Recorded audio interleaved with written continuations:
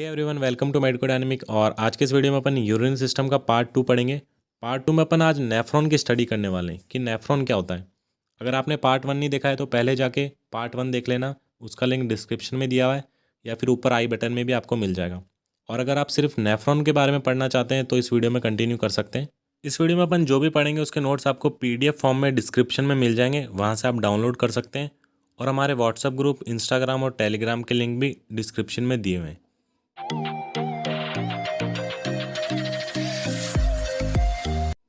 तो देखो, सबसे पहले अपन नेफ्रॉन का इंट्रोडक्शन देखेंगे कि नेफ्रॉन होता क्या है। देखो, इंट्रोडक्शन में क्या लिखा हुआ है, it is a structural and functional unit of kidney.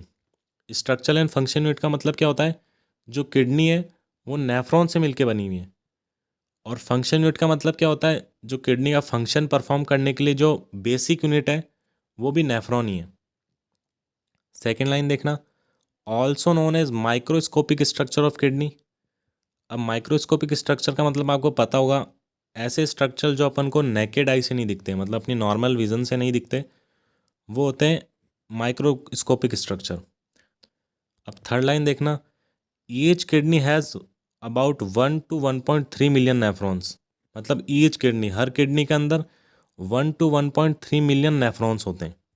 अब अपन देखेंगे पार्ट्स ऑफ नेफ्रॉन्स। देखो, जो पार्ट्स ऑफ नेफ्रॉन्स है वो मेनली 2 पार्ट्स में डिवाइडेड है। एक होता है रीनल कॉर्पुसिल्स और रीनल टिब्यूल्स। अब जो रीनल कॉर्पुसिल्स है उसके अंदर 2 स्ट्रक्चर आते हैं, ग्लोमेरुलस एंड बोमेंस कैप्सूल।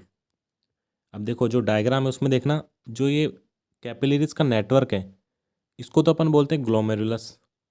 और जो एक कप शेप की स्ट्रक्चर है, ये कप शेप, इसको अपन बोलते हैं बोमेंस कैप्सूल या फिर ग्लोमेरुलर कैप्सूल। इनका काम क्या होता है, इट फिल्टर ब्लड, मतलब ये ब्लड को यहाँ से फिल्टर करते हैं, एंड फॉर्म फिल्ट्रेट, और फिल्ट्रेट का फॉर्मेशन करते हैं, मतलब ब्लड को फिल्टर करके फिल्ट्रेट का फॉर्मेशन करेंगे। अब जो सेकंड पार्ट होता है नेफ्रॉन का वो होता है रीनल टिब्यूल्स। रीनल टिब्यूल्स के अंदर क्या क्या आता है, PCT, DCT and loop of Henle. तो देखो, इनका काम क्या होता है, जो फिल्टर फ्लूइड होता है, जो यहाँ से फिल्टर होकर फ्लूइड आ रहा है उसको पास करना है ना, उसको पास करने का काम किसका होता है, PCT, DCT and loop of Henle का। देखो डायग्राम में देखना, जो ग्रीन पार्ट है, ये जो ग्रीन पार्ट है ये होते हैं रीनल टिब्यूल्स। इसके अंदर जो स्टार्टिंग का जो कर्व्ड स्ट्रक्चर है ये होता है PCT।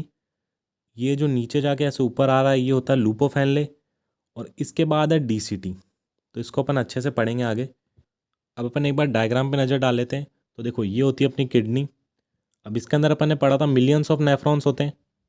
अब ये मिलियंस ऑफ नेफ्रॉन्स में से अपन एक नेफ्रॉन को अगर देखें तो वो कुछ ऐसा दिखता है। अब इस नेफ्रॉन पर नज़र डालना है ना। देखो, जो ये ईफरेंट आर्ट्रियोल होता है एक, वो लेकर आएगा ब्लड, और वो ब्लड आने के बाद इधर जाएगा ग्लोमेरुलस में। अब यहाँ पे जो ग्लोमेरुलस होता है वो उस ब्लड को फिल्टर करके फिल्ट्रेट का फॉर्मेशन करेगा, जो कि नीचे जाएगा इधर, और बाकी का ब्लड ईफरेंट आर्ट्रियोल से होकर इन कैपिलरीज में चल जाएगा। ये जो कैपिलरीज बना रखी इन कैपिलरीज में चल जाएगा, और जो ब्लड फिल्टर हुआ है वो फिल्ट्रेट आ जाएगा इधर, इधर से PCT में, फिर लूप ऑफ हेनले में, और लूप ऑफ हेनले से DCT, फिर कलेक्टिंग डक्ट। तो ऐसे फिल्ट्रेट का, ऐसे यूरिन का फॉर्मेशन होता है, वो अपन बाद में पढ़ेंगे। और अगर एक ग्लोमेरुलस का अपन जूम करके देखें, ये होता है ग्लोमेरुलस और बोमेंस कैप्सूल, तो वो कुछ ऐसा दिखता है। अब इसमें देखना, ये जो कैपिलरीज का नेटवर्क है इसको बोलते हैं ग्लोमेरुलस, अपन ने देखा था पार्ट्स में। और ये कप लाइक स्ट्रक्चर होता है बोमेंस कैप्सूल, है ना। तो डायग्राम से अपन को थोड़ा थोड़ा तो आइडिया हो गया होगा कि नेफ्रॉन कैसा दिखता है और क्या काम होता है नेफ्रॉन का। अब अपन आगे एक एक पार्ट्स को थोड़ा डिटेल में पढ़ेंगे। तो देखो, सबसे पहला रीनल कॉर्पुसिल्स, ये पार्ट 1 था नेफ्रॉन का। इसके अंदर अपन ने क्या पढ़ा था, ग्लोमेरुलस और बोमेंस कैप्सूल।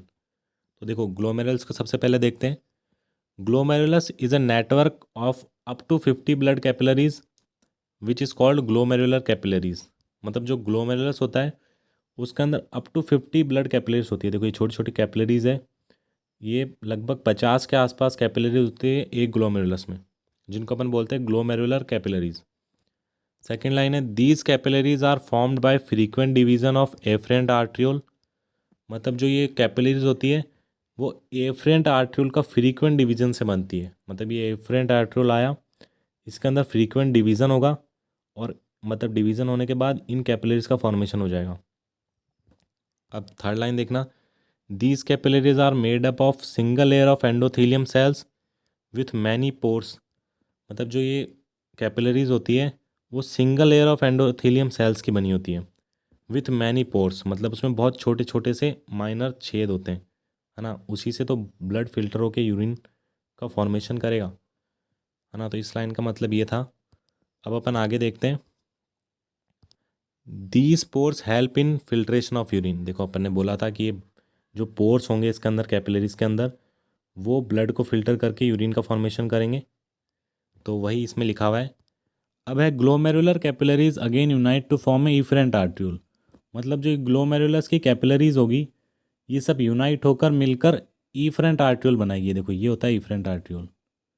अब अपन ने ए पार्ट तो पढ़ लिया था, ग्लोमेरुलस होता है। अब है बी पार्ट जिसको अपन बोलते हैं ग्लोमेरुलर कैप्सूल या फिर बॉमेंस कैप्सूल। ये देखो ये जो डायग्राम आपको दिख रहा है इसमें जो कप शेप का स्ट्रक्चर है इसको अपन बोलते हैं बॉमेंस कैप्सूल। तो इसके अंदर देख लेते हैं, a double wall cup that surround the glomerular capillaries. मतलब a double wall cup that surround the glomerulus capillaries, ये ग्लोमेरुलस की कैपिलरीज है, इसको सराउंड करने वाला double wall cup like structure जो होगा उसको अपन बोलेंगे बॉमेंस कैप्सूल। अब सेकेंड लाइन देख लेते हैं, filtered urine from glomerulus again filter in Bowman's capsule and then enter in renal tubules. मतलब जो फिल्टर्ड यूरिन होगा जो ग्लोमेरुलस से फिल्टर हुआ है वो बोमेंस कैप्सूल में वापस से फिल्टर होगा और वहाँ से फिल्टर होने के बाद जाएगा रीनल टिब्यूल्स में। अब इसके बाद अपन देखेंगे रीनल टिब्यूल्स। रीनल टिब्यूल्स में देखना अपन ने पढ़ा था, it consist of 3 parts, PCT, DCT and loop of Henle. अब देखो डायग्राम में देखना अपन ने ये पढ़ लिया ग्लोमेरुलस और बोमेंस कैप्सूल। अब इसके बाद रीनल टिब्यूल्स वाला पार्ट आता है जिसके अंदर होता है पीसीटी। ये देखो ये जो कॉइल्ड स्ट्रक्चर है ये है पीसीटी। लूप ऑफ हेनले, ये जो नीचे जाके ऐसे ऊपर आ रहा है ये होता है लूप ऑफ हेनले। और इसके बाद आता है डीसीटी, ये है डीसीटी। तो देखो इनको एक एक करके पढ़ेंगे। सबसे पहला है पीसीटी। पीसीटी जिसको अपन बोलते हैं प्रॉक्सिमल कॉन्वुलेटेड ट्यूब्यूल्स। तो ये क्या होती है, it is a tightly coiled portion of tubules after बोमेंस capsule. देखो इसका मतलब इजी से आपको समझ में आ जाएगा कि बोमेंस कैप्सूल के बाद जो ये टाइटली कॉइल्ड स्ट्रक्चर होता है इसको अपन बोलते हैं पीसीटी। अब देखो सेकंड लाइन में क्या लिखा हुआ है, wall is made up by single layer of cuboidal epithelium cells also called brush border cells. मतलब जो ये पीसीटी की वॉल्स होगी ये क्यूबिडल एपिथेलियम सेल्स की बनी होगी और इसके इनर साइड में ब्रश बॉर्डर सेल्स होगी। मतलब ऐसे ऐसे छोटी छोटी ब्रश बॉर्डर सेल्स होगी जो कि रीअब्जॉर्प्शन को बढ़ाएगी।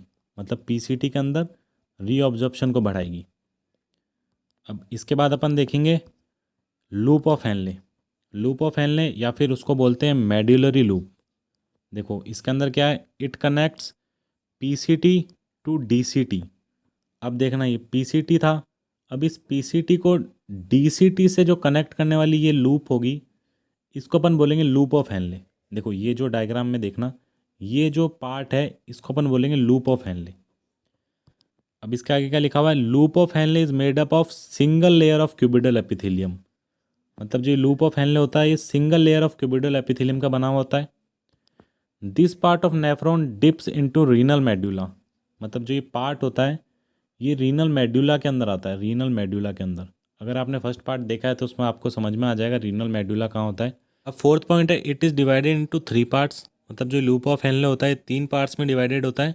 पहला है descending loop of Henle, second है हेयर पिन बैंड, थर्ड है असेंडिंग लूप ऑफ हेनले। अब देखो डायग्राम में देखना ये जो नीचे की तरफ आ रहा है ये होता है डिसेंडिंग लूप ऑफ हेनले। इसके बाद जो ये कर्व्ड एरिया है इसको बोलते हैं हेयर पिन बैंड और इसके बाद जो ये ऊपर की तरफ जा रहा है इसको बोलते हैं असेंडिंग लूप ऑफ हेनले। तो डायग्राम देख के आपको ये तो समझ में आ गया होगा कि ये तीनों पार्ट्स कौन कौन से हैं।